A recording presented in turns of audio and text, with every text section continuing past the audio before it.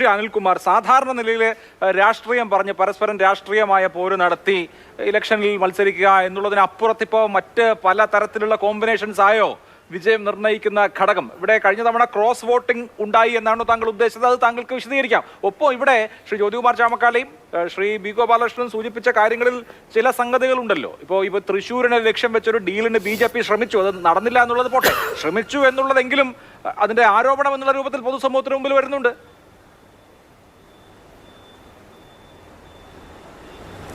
ഞാൻ ഇന്ന് രാത്രിയിൽ പുതിയൊരു കാര്യം പറഞ്ഞില്ല. 2019 എന്തുകൊണ്ട് ഞങ്ങൾ തോറ്റു എന്ന് സംബന്ധിച്ച് CPM-ന്റെ വിലയിരുത്തലാണ് ഞാൻ പറഞ്ഞത്. രാഹുൽ ഗാന്ധി പ്രധാനമന്ത്രിയാകണമെങ്കിൽ കോൺഗ്രസിന് ഒറ്റയ്ക്ക് എണ്ണക്കൂടുതൽ വേണമെന്ന് ആന്റണി പറഞ്ഞു. അങ്ങനെ കോൺഗ്രസ്സുകാരുടെ വാദ്യം മാധ്യമങ്ങൾ ഏറ്റെടുത്തു. അത് കേരളത്തിന്റെ പൊതുമണ്ഡലത്തിൽ സ്വാധീനം ചെലുത്തി.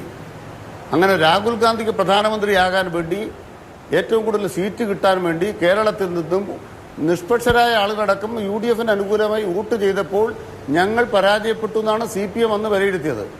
അതേ കാര്യമാണ് ഇപ്പോൾ ഞങ്ങൾ പറഞ്ഞത്. അതിനർത്ഥം CPM-കാരെല്ലാം രാഹുൽ ഗാന്ധിക്ക് വോട്ട് ചെയ്യുന്നതാണോ? അങ്ങനെ ഒരു വായന മനസ്സിലായിട്ടില്ല. രണ്ടാമത്തെ പ്രധാനപ്പെട്ട കാര്യം, ഒരന്തർധാരയില്ല, ഒറ്റ ധാരയേ ഉള്ളൂ, പരസ്യമായ ധാരയാണ്. ആ ധാര 2024 മാതൃകയാണ്.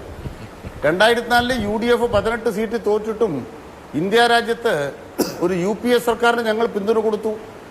കണ്ടീഷൻ എന്താണ്? BJP തിരിച്ചു വരരുത്.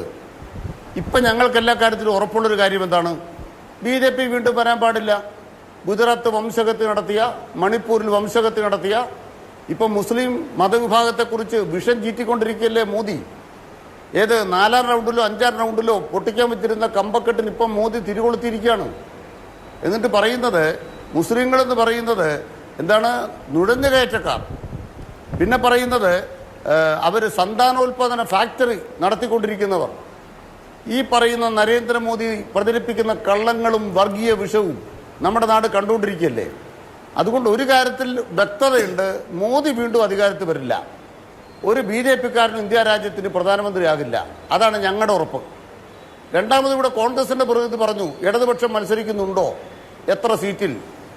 ഇന്ത്യൻ നാഷണൽ കോൺഗ്രസ് എന്ന് പറയുന്നത് ഒറ്റയ്ക്ക് ഈ രാജ്യത്ത് ജയിക്കില്ല എന്ന് കോൺഗ്രസ്സുകാർ തിരിച്ചറിഞ്ഞു എന്ന് മാത്രമല്ല, കോൺഗ്രസിന്റെ പ്രമേയം എന്താണ് പറയുന്നത്? സംസ്ഥാന തലങ്ങളിൽ സഖ്യമാകുമ്പോൾ ജൂനിയർ പാർട്ട്ണറാകാൻ ഞങ്ങൾ സമ്മതിച്ചിരിക്കുന്നു. അങ്ങനെ കോൺഗ്രസ് ജൂനിയർ പാർട്ട്ണർമാരായിട്ടാണ് ഇന്ത്യയിലെ 18 സംസ്ഥാനങ്ങളിൽ മത്സരിക്കുന്നത്. CPM-ന്റെ ജൂനിയർ പാർട്ട്ണറാണ് ബംഗാളിൽ കോൺഗ്രസ്.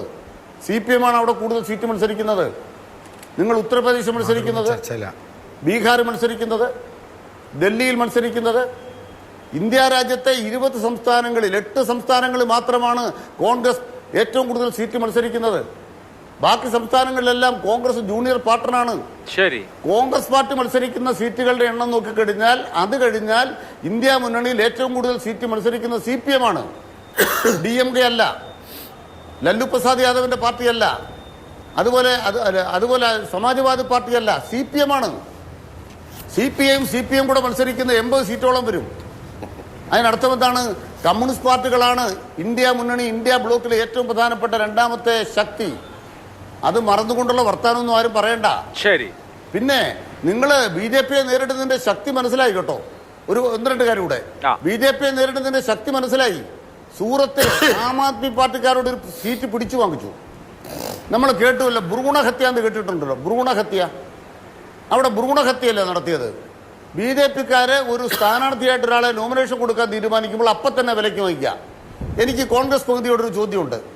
കൈപ്പത്തി ചിഹ്നം കിട്ടി മത്സരിക്കണമെങ്കിൽ 10 പേർ വോട്ട് ചെയ്യണോ, 10 പേര് പിന്തുണ കൊടുക്കണോ, ഒരൊറ്റയാൾ പിന്തുണ കൊടുത്താൽ മതിയോ? ഒരു പൊളിറ്റിക്കൽ പാർട്ടി അംഗീകൃത പാർട്ടിയാണെങ്കിൽ, ദേശീയ പാർട്ടിയാണെങ്കിൽ ഒരാൾ പ്രപ്പോസ് ചെയ്താൽ നോമിനേഷൻ അക്സെപ്റ്റഡ് ആണ്. നിങ്ങൾ എന്താ ചെയ്ത അവിടെ സൂററ്റില്? 10 പേര് പിന്തുണയ്ക്കുന്ന സ്വതന്ത്ര സ്ഥാനാർത്ഥിയാക്കി. എന്തിനായിരുന്നു ആ കള്ളക്കളി?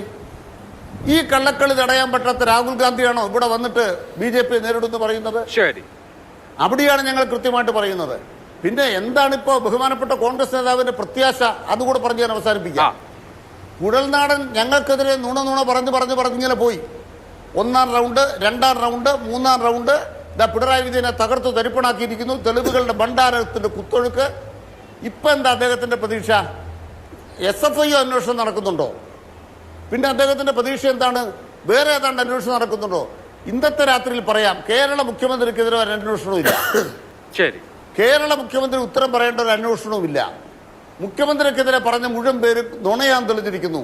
തിരിച്ച് കരിമണലുമായി ബന്ധപ്പെട്ട് കുറ്റവാളി ആന്റണിയാണ് എന്നതിന്റെ തെളിവുകളാണ് കുഴൽനാടൻ പുറത്തു കൊണ്ടുവന്നത്. ശരി, അതാണ് ഞങ്ങൾ ഈ രാത്രി പറയുന്നത്. ശരി, ഓക്കെ.